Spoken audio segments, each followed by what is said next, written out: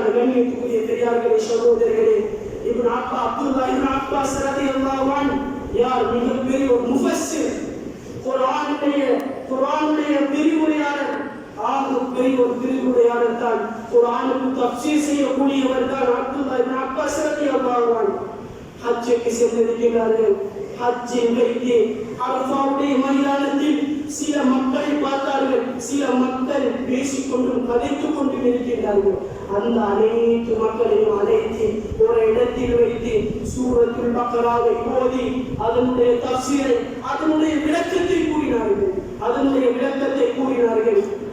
விளக்கத்தை கேட்டுவிட்டு மக்கள் சொன்னார்கள், கேட்டுக்கொண்டிருந்த மக்கள் சொன்னார்கள், இந்த விடயத்தை, இந்த பக்ராவுடைய சூராவுடைய விளக்கத்தை யகூதிகள் கேட்டிருந்தால் அந்த யகூதிகளும் இஸ்லாத்தை ஏற்றிருப்பார்கள்.